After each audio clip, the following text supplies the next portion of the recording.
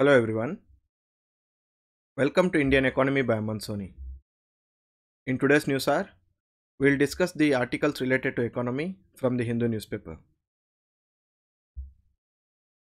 In page 1, we do not have any news related to economy. We can skip this because we have already read the financial assistance given by India to Sri Lanka and how it would impact the India-Sri Lanka ties. In the editorial page, there is an article that is related to WTO. Notes for India as the digital trade juggernaut rolls on.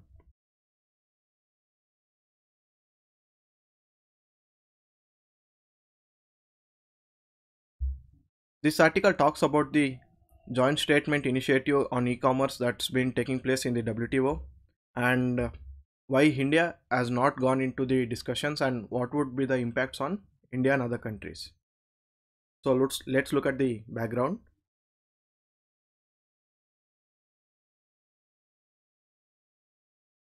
First, see what is joint statement initiative. WTO is a decision making body based on consensus. That means all the members in WTO have to participate in a decision for it to be successful. But joint statement initiative is where few of the countries in the WTO they form a separate group wherein they discuss about a particular issue and they make settlements on that. So in this regard, there are various joint statement initiatives on e-commerce, on digital trade, etc. This joint statement initiative on e-commerce is started by three countries: Japan, New Zealand and Australia. So it covers various aspects. Let's look at what are those.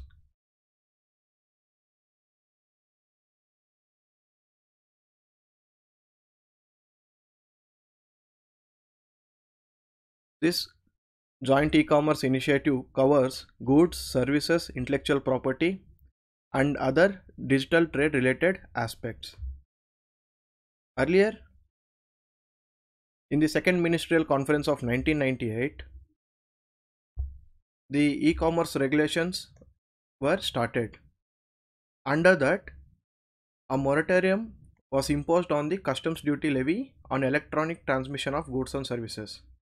So in 1998, WTO said no country can impose customs duties on electronic transmission of goods and services.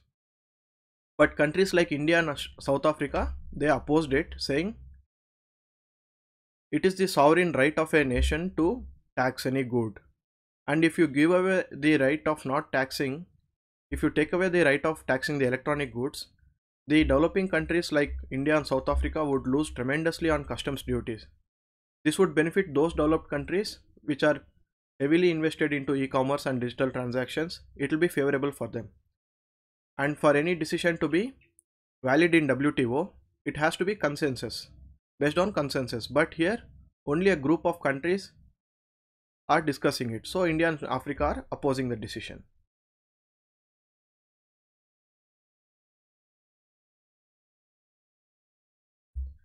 In 2017, this joint statement initiative was started with around 70 members whose global trade includes 90%. They started the discussion. Slowly, even China and Russia, which were earlier opposing this decision, even they went into the talks so that they should not be left out. But India has still been opposing it along with South Africa and most of the African nations, the developing countries, they are opposing this and they are not part of the discussions.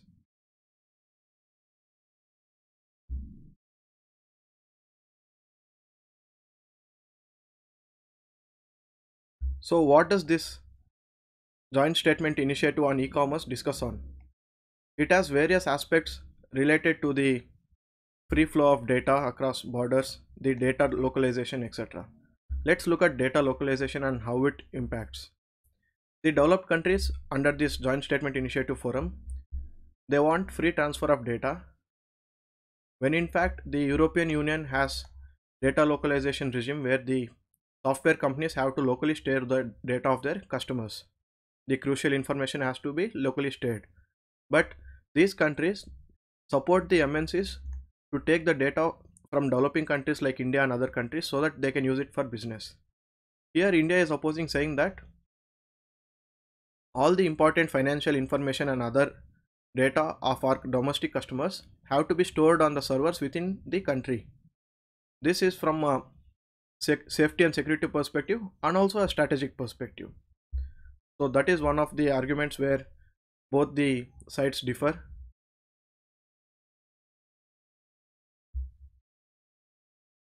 So what are the choices for India now? India says that we need data sovereignty because we don't want again a data colonization to happen against us. And we support personal data protection and algorithmic governance and personal data regulation, wherein these countries want to go for free transfer of data, which countries like India and South Africa are not accepting.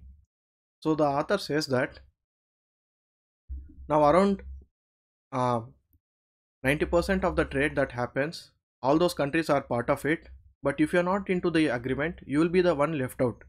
So we should not at the same time give up our rights, but at the same time we should make sure that we are in the discussion and we are in the loop to know what is happening there.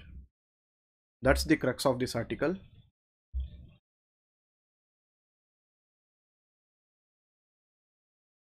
You don't need to read this article because it just discusses the same thing about the production linked incentive schemes, wherein giving incentives for manufacturing firms to keep production activities in India, so that the dependency on China for the active pharmaceutical ingredients would reduce.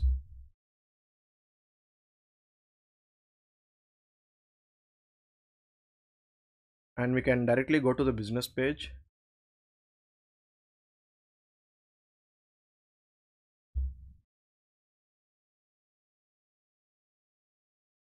Here in this news piece, more than the data that they have given, the impact that it has is more important. In the previous news hour, we discussed about the chip shortage, the fall in rural incomes, and how it would affect the overall consumption in the economy. We can expect a prelims question asking fall in consumption would lead to so and so impacts. So we should focus on such type of conceptual news.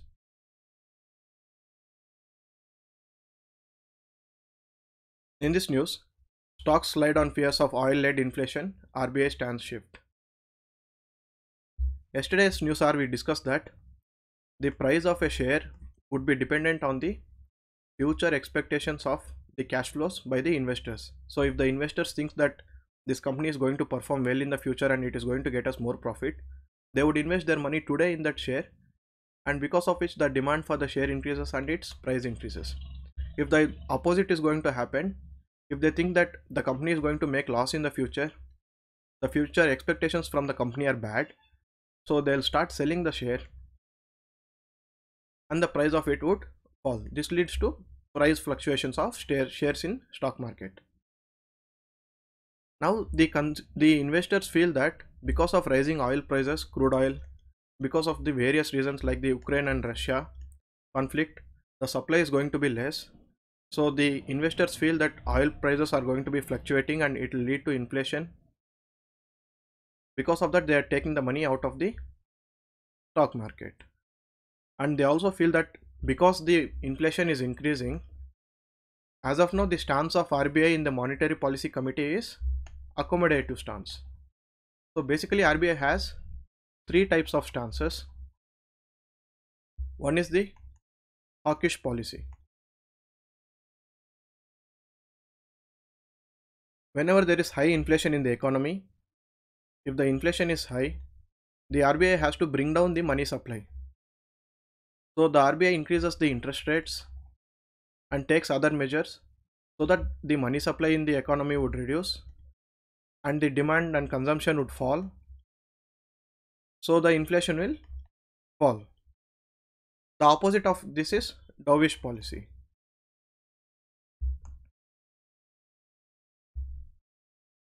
Under this policy, the RBI does opposite of this. Here it will try to increase the money supply.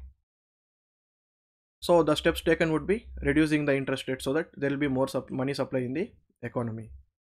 And in between those, there is another stance called accommodative stance.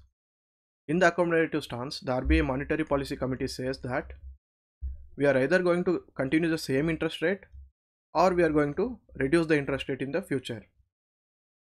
That is the accommodative monetary stance. All this while RBI was having the accommodative stance. Now the people feel that maybe RBI is going to go for a hawkish policy because the inflations are increasing. So the money supply in the economy would fall. Because of these expectations, there is fluctuations going on in the stock market because people are buying and selling heavily. We can skip this news related to Sundaram Finance.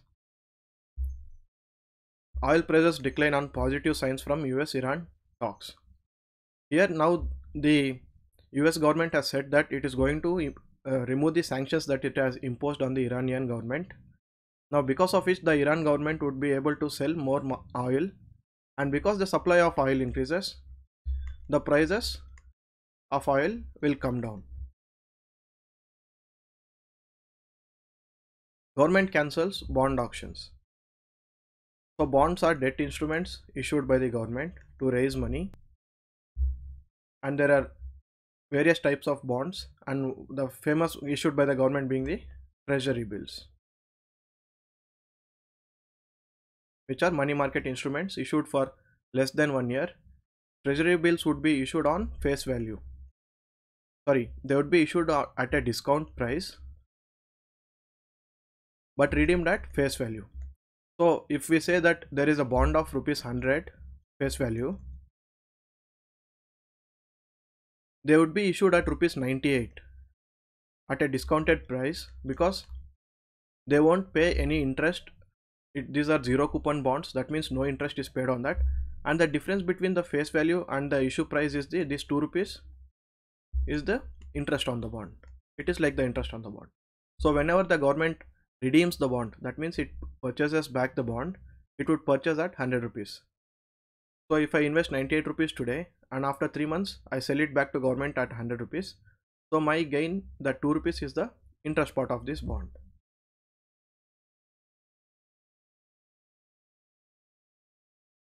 We have already discussed about the crowding out and crowding in of the corporates based on the government investment, so we can skip that. And we need not read the news about TVS Motors.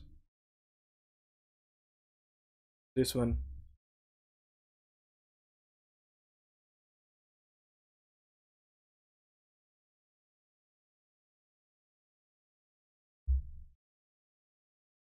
In text and context explainer, we have a news related to economy.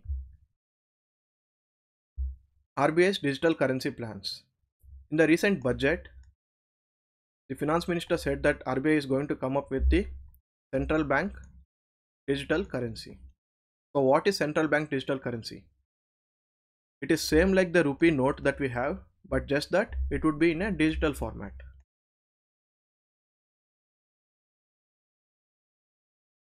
This digital currency, it would be based on blockchain, just like how Bitcoin and Ethereum and other cryptocurrencies operate on the technology of blockchain.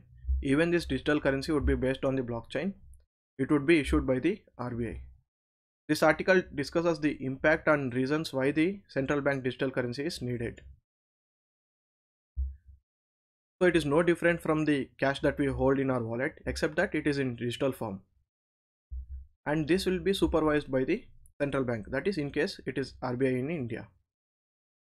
And physical cash will continue to be used, just that we are coming up with a digital format.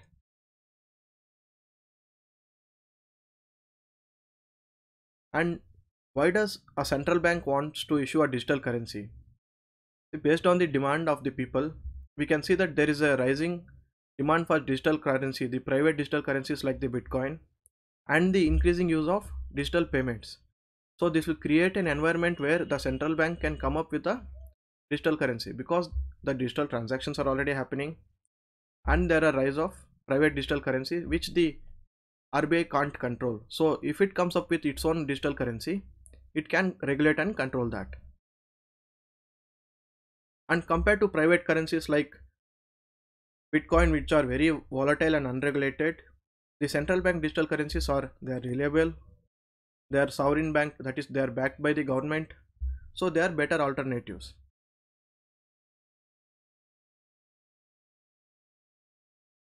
But the critics of the central bank digital currency say that the demand for private currencies are rising because people are not having faith in the fiat currencies issued by the central banks. Because they don't want the currency issued by the central bank, they are going for private currency. So what makes you think that just by having a digital currency of your own, that people are going to accept it? So this is what the critics say. But let us look at the positives of why we want it. If we have a digital currency, the cost of issuing currency would come down heavily. Currently, there is the cost of printing the notes, there is the cost of distributing the notes, managing the notes, taking back the soiled notes from the economy and flushing it back with new notes. So all this cost would come down. Now just that RBI has to create a digital currency and it has to put it in the wallet of people instead of the normal cash. So it can do this at very minimal cost or almost no cost. And it will bring down the use of physical cash. And all the transactions now can be tracked and controlled. So this can avoid gray economies and black markets wherein the central bank will know the transactions. Money will be kept in record. But one of the concerns is the privacy concern and the safety and security of the digital wallets. So how are the other governments recognizing the central bank digital currency? States like the countries like United States, European Union and China, they are working towards introducing a central bank digital currency. And in October 2020, Bahamas was the first country to launch a central bank digital currency. On the flip side, countries like Finland and Denmark, they have cancelled their efforts to introduce a digital currency, saying that they don't need it because what difference does it make? It does the same job that the normal cash currency that is making. The digital payment that we have, it does the same job. So there is no need to again introduce the central bank digital currency.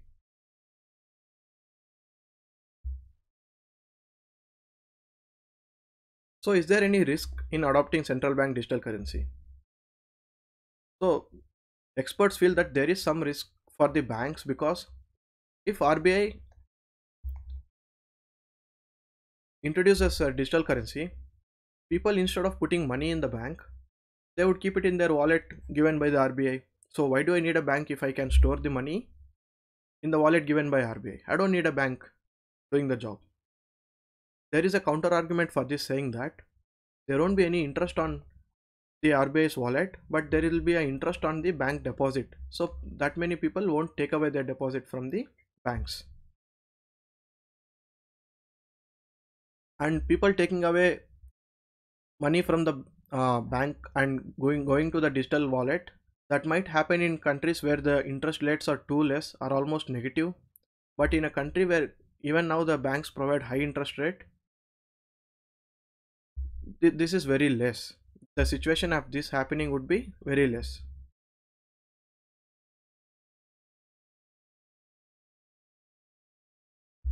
And how to avoid this bank run? Bank run means people going and withdrawing their deposit from the bank all at the same time.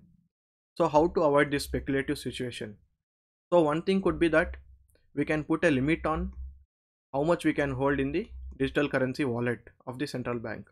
That way people can't completely take away the money from the banking system. And if in fact people take away the money from the banking system, it is on the central banks to infuse the amount into the banking system. Those are the articles related to economy today. Thank you so much.